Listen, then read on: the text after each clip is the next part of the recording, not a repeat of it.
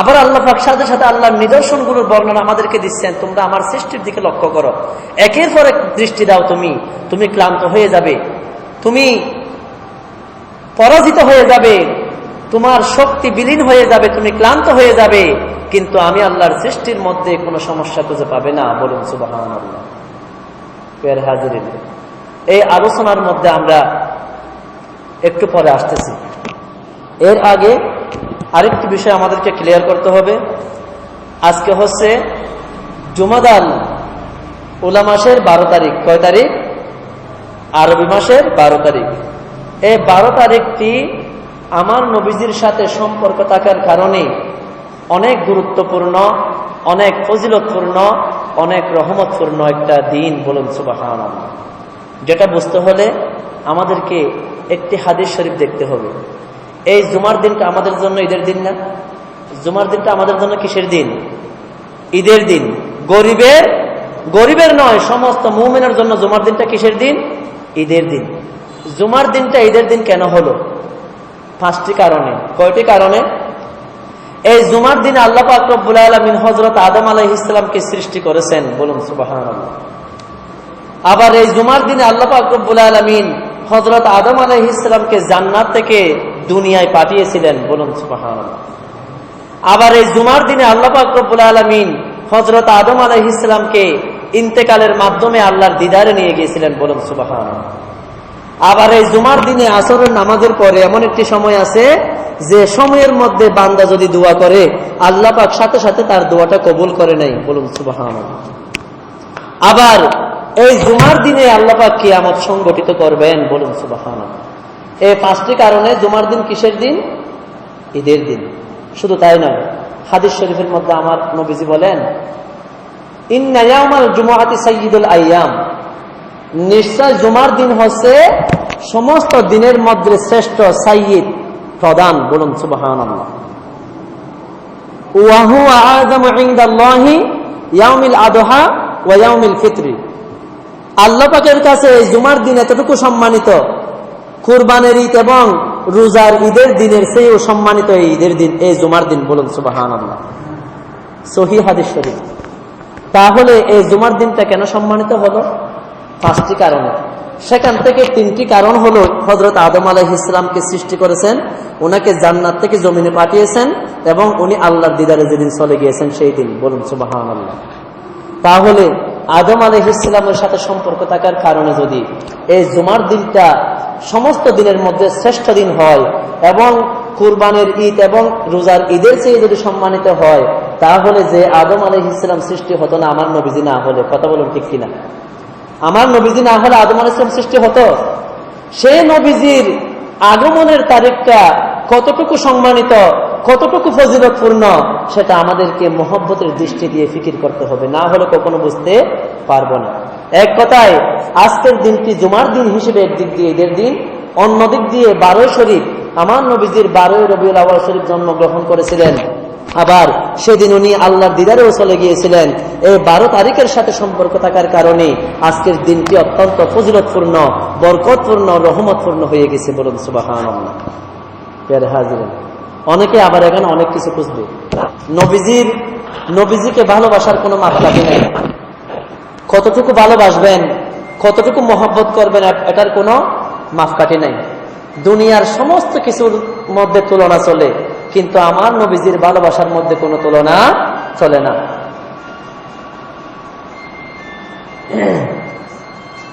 মোবাইলগুলো একটু সাইলেন্ট দিয়ে। হযরত ওয়াইস আল করনি, যার নাম আমরা সকলে জানি কি জানি না, উনি কখনো নবীজিকে দেখেছেন? দেখেন নাই। উনি শুধু শুনেছেন এক জিহাদের মধ্যে আমার নবীজির একটি দন্দন, একটি দাঁত মোবারক শহীদ হয়েছেন, পড়ে গিয়েছেন। উনি নবীজির মহাব্বতে ওই দাঁতটি, একটি দাঁত উনি নিজের হাতে ভেঙে ফেললেন। এরপর উনি চিন্তা করতে লাগলেন, আমার নবীজির আমি যে দাঁতটি ভেঙেছি সেটা পড়ছে নাকি অন্যগুলা পড়ছে। এভাবে উনি ওনার 32টা দাঁতই ভেঙে ফেললেন। বলুন সুবহানাল্লাহ। আমি যদি ইচ্ছে করে একটি দাঁত ভাঙি, নিজের গায়ে যদি একটু আঘাত করে আমরা গুনাহগার হব, কবিরা গুনাহ হবে আমাদের, এটা জায়েজ নাই। নিজের শরীরে নিজে আঘাত করা, কিন্তু হযরত ওয়াইস আল করনী রাহমাতুল্লাহি আলাইহি উনি যখন নবীজির মোহাব্বতে ওনার 32টা দন্দন মোবারক শহীদ করলেন, উনি গুনাহগার হন নাই, বরং উনি যে জুব্বা নবীজি ইন্তেকালের আগে বলে গিয়েছেন, আমার ইন্তেকালের পরে আমার এই জুব্বাটি তোমরা হযরত ওয়াইস আল করনীকে তোমরা দিয়ে দিবা। আবু বকর রাদিয়াল্লাহু তাআলা আনহু ওনাকে দেয় নাই, হযরত ওমর রাদিয়াল্লাহু তাআলা আনহু ওনাকে দেয় নাই, হযরত উসমান রাদিয়াল্লাহু তাআলা আনহু ওনাকে দেয় নাই, হযরত আলী রাদিয়াল্লাহু তাআলা আনহু ওনাকে দেয় নাই। যিনি নবীজিকে দেখে নাই এমন এক আশিক, যা নবীজির মোহাব্বতে যিনি নিজের 32টা দাঁত মোবারক ভেঙে ফেলেছেন, উনাকে নবীজি এই জুব্বা মোবারকটা হাদিয়া করেছেন। বলুন সুবহানাল্লাহ। আর আপনি আমি যদি একটি দাঁত নিজে নিজে ভেঙে ফেলে আমরা গুনাহগার হব, কিন্তু উনি নবীজির মোহাব্বতে যখন ভেঙেছেন, এটার উপরে আর কোনো মাপকাঠি নাই। নবীজির মোহাব্বত হচ্ছে সবচাইতে বেশি। বলুন সুবহানাল্লাহ। আরেকটা ঘটনা শুনলে আমরা বুঝতে পারবো।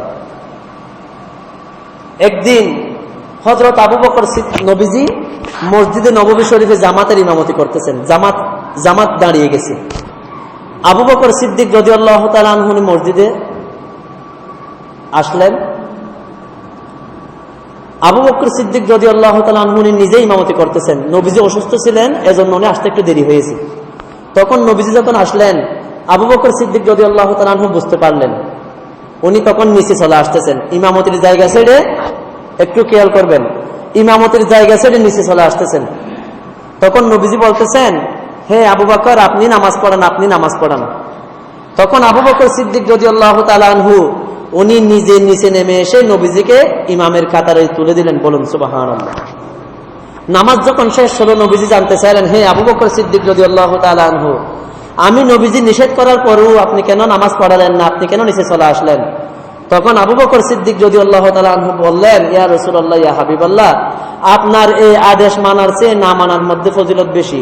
পৃথিবীতে এমন কোন ইমাম তৈরি হয়নি যিনি আপনি নবীজিকে পিছনে রেখে ইমামতি করেন। বলুন সুবহানাল্লাহ। ওনার কি গুনাহ হয়েছে? নবীজি বলেছেন, এই কারণেই তো তুমি সিদ্দিকে আকবর। বলুন সুবহানাল্লাহ। তাহলে নবীজিকে ভালোবাসার জন্য কোনো মাপকাঠির প্রয়োজন নাই। যে যেভাবেই পারেন, আল্লাহ পাক সীমাবদ্ধতা দেয় নাই, তুমি নবীজিকে এতটুকু মহব্বত করবে।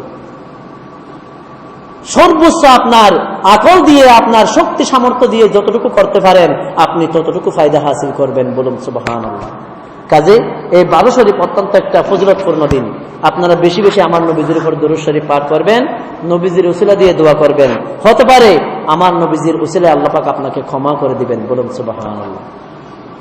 প্রিয় হাজিরিন, কি বলবো, আসলে খুতবার আলোচনার দিকে তো যাইতে গেলে এগুলা বলা সম্ভব না।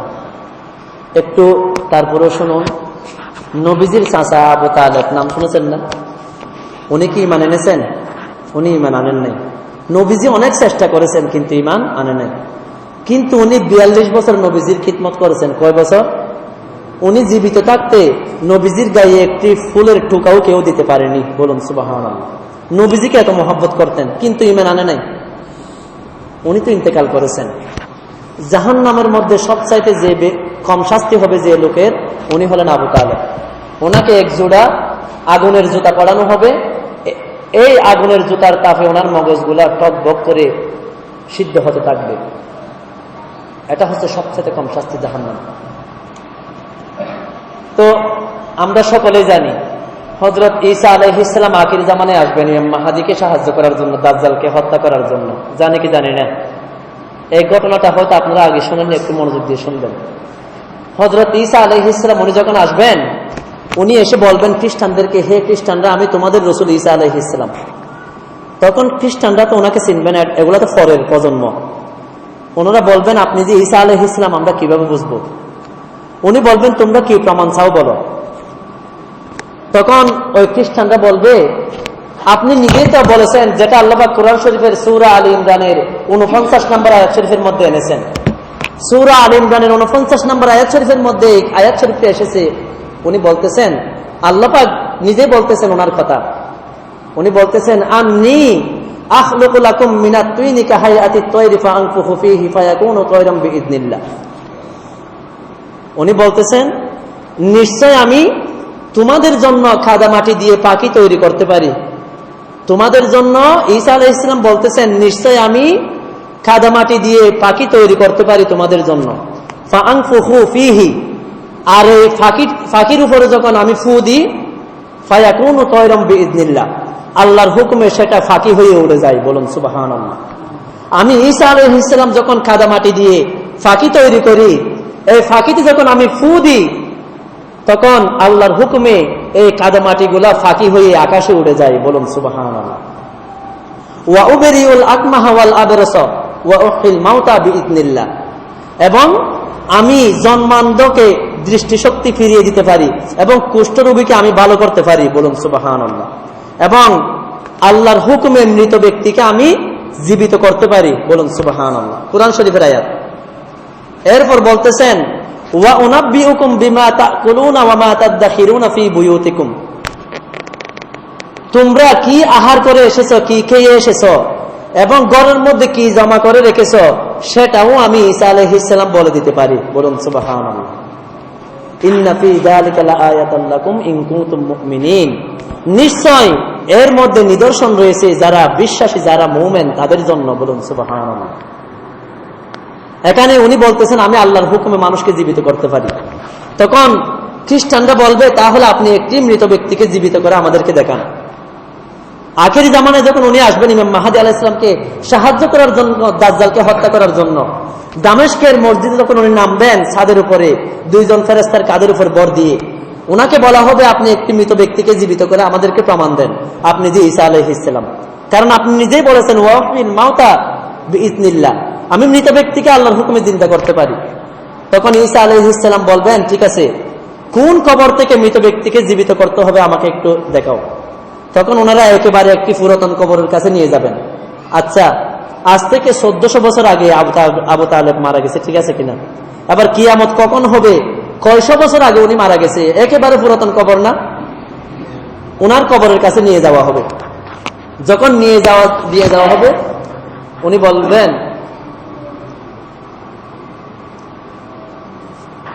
হে কবরবাসী, ইয়া সাহিবুল কবর, হে কবরবাসী, কুম বিইذনিল্লাহ, তুমি আল্লাহর হুকুমে জিন্দা হয়ে যাও। বলুন সুবহানাল্লাহ। তুমি আল্লাহর হুকুমে কি হয়ে যাও। সাথে সাথে আবু তালেব উনি কবর থেকে দাঁড়িয়ে যাবেন। বলুন সুবহানাল্লাহ।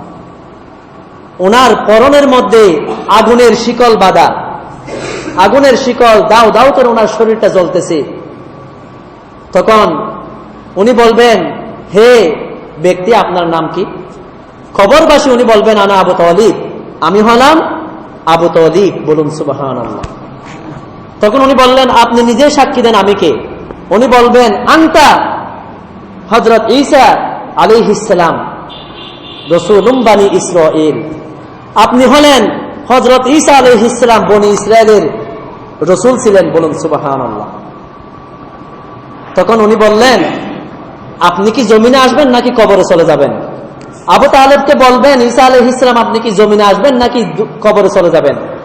তখন আবু তালেব বলবেন, দেখেন আমি 42 বছর নবীজির খিদমত করেছি, একটু খেয়াল করবেন, এই ঘটনাটা বলার পেছনে রহস্য আছে।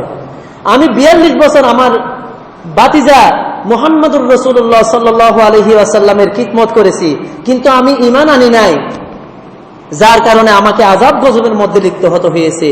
আমি চাই আবার জমিনে এসে ওনার নামের উপরে কালিমা পড়ে মুসলমান হয়ে ইন্তেকাল করতে। বলুন সুবহানাল্লাহ। তখন উনি বললেন, তাহলে আপনি পড়ুন কালিমায়ে শাহাদাত। উনি আশহাদু আল্লা ইলাহা ইল্লাল্লাহু ওয়া আশহাদু আন্না মুহাম্মাদান আবদুহু ওয়া রাসূলুহু, কালিমায়ে শাহাদাত পড়ার সাথে সাথে ওনার শরীর থেকে সমস্ত আগুনগুলা জ্বলে গিয়ে উনি জমিনে চলে আসছেন। বলুন সুবহানাল্লাহ। এবং উনি ঈসা আলাইহিস সালামের সাথে, ইমাম মাহদীর সাথে, দাজ্জালের সাথে যুদ্ধ করে উনি আবার শহীদ হবেন। উম্মতে মুহাম্মদী নবীজির উপর ঈমান এনে উনি মুসলমান হয়ে আবার ইন্তেকাল করবেন। বলুন সুবহানাল্লাহ। আসলে এই বিষয়গুলো কিন্তু আমাদেরকে জানতে হবে। আজকে আমরা কেমন নবীজির উম্মত, কেমন নবীজির উম্মত আমরা।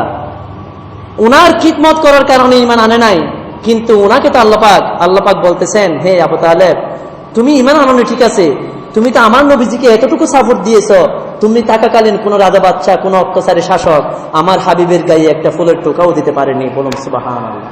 এর বদলাকে আমি তোমাকে দেব না? অবশ্যই দেব, অবশ্যই দেব। এই বদলা দিবেন আল্লাহ পাক। আখিরি জামানায় উনি আবার আসবেন, এসে উনি ঈমান গ্রহণ করে আবার ইন্তেকাল করবেন। বলুন সুবহানাল্লাহ। তাহলে নবীজির ভালোবাসার কোনো তুলনা আছে? আপনি যতটুকু মোহব্বত নিয়ে, প্রেম নিয়ে নবীজিকে ভালোবাসতে পারবেন, তার ফজিলত আপনাকে আল্লাহ পাক অবশ্যই দিবেন। যার উজ্জ্বল দৃষ্টান্ত আবুল আহাব, নবীজির আরেক চাচা, যার শানে সূরা লাহাব আল্লাহ পাক নাজিল করেছেন, তাব্বাত ইয়াদা আবি লাহাব ওয়া তাব, ধ্বংস হোক আবুল আহাবের দুটি হাত।